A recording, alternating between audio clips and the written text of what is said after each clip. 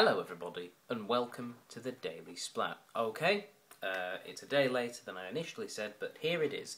It's another story from my sojourn from the Splats. Wait, no, sojourn's the wrong word. Absence. There we go. Anyway, today is that story that I promised that I mentioned was slightly embarrassing. Well, it's more socially embarrassing. I'll start the story off. Okay, so it's a lovely summer's day. A couple of weeks ago here in Perth, it has been absolutely magnificent. Okay, so I'm walking along the street, and in the distance I spy a woman loading shopping into the back of her car. Now she looks about late 20s, early 30s, probably early 30s, and she's wearing a dark blue dress, and there's a couple of things I notice about her. One, she has a large protruding stomach. She's pregnant. She has a bun in the oven, all those other, bits of language. The other thing I notice is that she's holding a cigarette that has been lit. It's halfway down. She's smoking it. Obviously you see her smoking it while she's loading these plastic bags into her car. So I think, lady smoking, lady's pregnant. I'm walking on, and then I make the realisation of, that's a pregnant lady smoking. Now I continue to walk on because, quite frankly, I don't really mind if people themselves smoke. I mean, I personally don't smoke. My father was a paramedic, and my mum's been working in palliative care for her whole career. She's she's a nurse on top of that. She's a cancer nurse. Smoking was never encouraged, and also now that I'm also working in the area of palliative care, it's a no-no. But that said, just because I don't smoke and because I don't think people should smoke doesn't mean I'm going to tell them not to. It's their lungs, they choose what to do with them. Now I know some of you are going to go, but second-hand smoke. If I'm in a car with someone, I'll ask please don't. If I'm in a closed space, I'll ask please don't, or I'll move. If it's in the wide open air of a car park, and I'm, a good 10 to 20 metres this side of her, and the wind is going that way, then it's not so much of a problem. However, my conscience starts to talk to me. It goes, hey, and I go, what? And it goes, she was smoking. I go, yes, I noticed. And then my conscience will say, well, Stephen, you should have also noticed that she's pregnant. She's with child. And I go, yes, I am aware of that. And you go, well, it's not going to be good for the baby. And I went, it's a good point. I mean, obviously we know the implications that consuming alcohol can have on young, babies. They can be born with all sorts of problems. Fortunately, I am currently not pregnant, so a tipple of port is fine. But we also know that smoking can have health implications on young children as well. So I'm thinking, well, it's her body, it's her baby. She should know. I'll leave it to it. I walk on a couple more steps, and then my mind goes, my conscience, mine's away.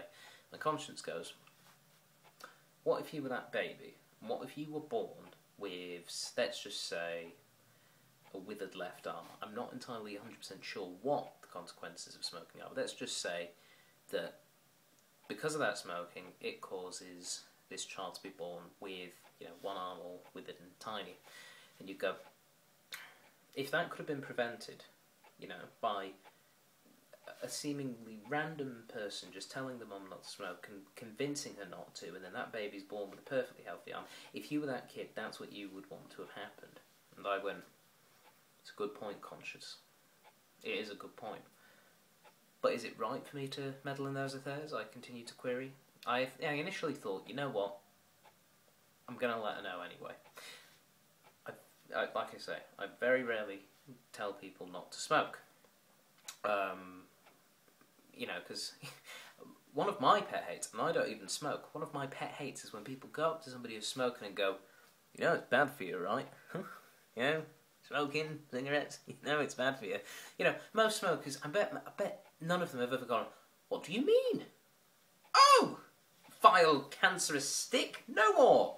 You know, that's not going to happen. You know, a person who's smoking will either go, yeah, I know I should stop, or what I would actually rather they do in some respects is just go, oh, really? Really? Oh, thank you very much. You know, that sort of sarcasm thing. In fact, that does happen as well.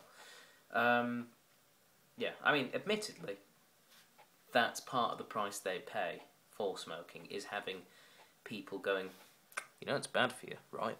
So, anyway, back to this story. So, I decided, right, I've got to go up to the lady, you know, I'm polite. I'm not going to go in there and go, oi, slag, put down the sticks, right? You know, I thought, no, let's go on with, you know, general politeness. So I walk up to her and I go, excuse me. And she turns to me, cigarette hanging out the mouth now. She's moved on to the bigger shopping and goes, yeah, what?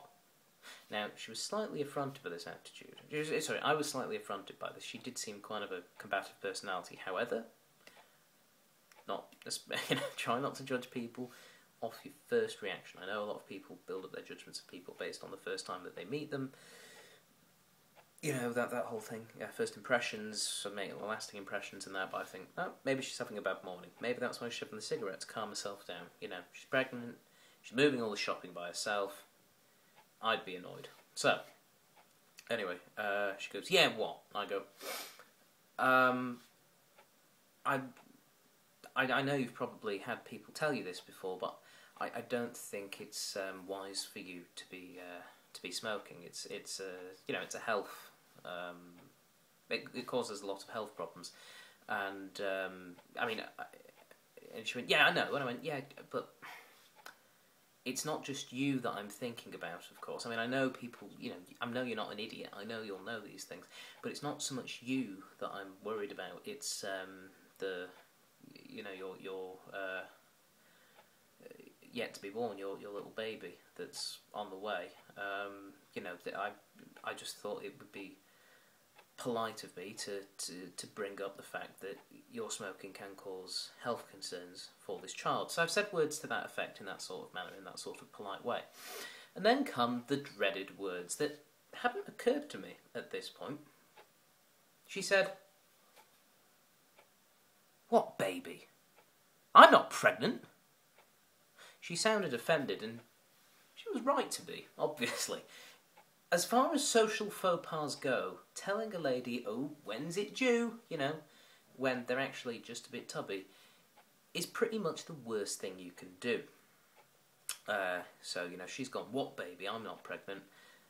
Now, in my defence, she looked pregnant. And it didn't even cross my mind she wasn't pregnant. That's how pregnant she was, because she wasn't a hefty woman, you know. She wasn't, you know, she didn't have big fat arms or legs or anything. She was, you know, sort of your average sized lady. Imagine an average sized lady. That's the sort of size she was, except she had a large belly. Now, perhaps part of the reason was maybe she had, you know, a bit of a beer belly. You do see these ladies with these. The thing was she was wearing one of those dresses with like almost a high belt line, you know, where it almost balloons out a bit.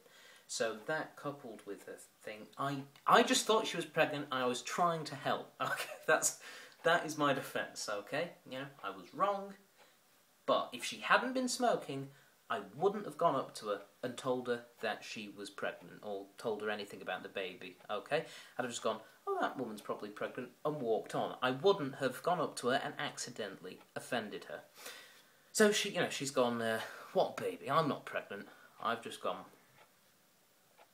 You know, a couple of seconds of, I've just gone, sorry about that, you probably shouldn't smoke anyway. And then just walked off. That was the best thing to do. She didn't shout after me. I imagine, because I was turned and walked very quickly, I was imagining she would have just gone, flipping do-do-do. But there you go. That is my embarrassing story from the last couple of weeks. I hope you enjoyed it. And, yes, there you go. Thank you for listening. And yeah, just don't judge a book by its cover, even if the cover looks like it's in its third trimester. That's all from me today. Speak to you tomorrow. Bye!